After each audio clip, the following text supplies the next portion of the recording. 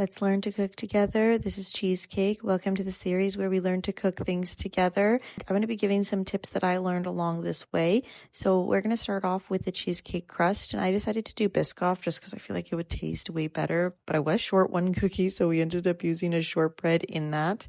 I don't have a food processor, so this is the way I crushed up the cookies, but honestly, it wasn't that much of a pain, so it doesn't matter.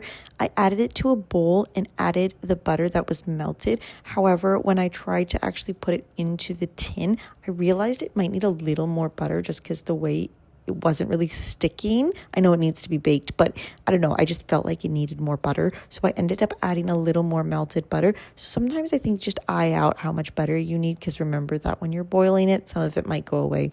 I put the crust in the oven for 10 minutes, took it out, and it looked beautiful. So now we're going to start on the actual cheesecake part. I used 3 blocks of cream cheese, sugar, mix that together. Now, a lot of recipes actually said use 4 blocks, but I only had 3, so it was kind of just eyeing things out otherwise. I slowly added the eggs in, and I added one at a time, mixed, added another. Then we added the vanilla.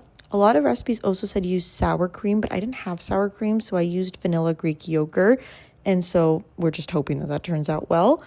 When I poured it in, I noticed there were still clumps and immediately was like, oh no, this is not going to go well, but I already poured it in, so we were just going with it. From my research, I did learn a water bath is the best way to cook a cheesecake, so I did that. However, looking back, I can see that I put way too much water in there, so next time, don't put as much as I did. Now, my cheesecake still cracked, and I think there are a few things that I did wrong. One, it could have just been sticking to the pan, and 2, I think I did the cooling down process wrong, because from what I've learned, you want to cool the cheesecake down slowly from the oven. So a lot of places say once it's done cooking, turn off the oven, let it cool down, open the oven door maybe, and then put it into the fridge. And I just put it straight into the fridge, and that was my mistake. So I'll take that one. Then I made this strawberry topping, which is super easy. So I just put that right on top.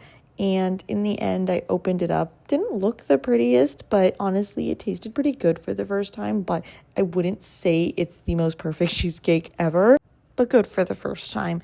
But hopefully this is your sign to try to make a cheesecake.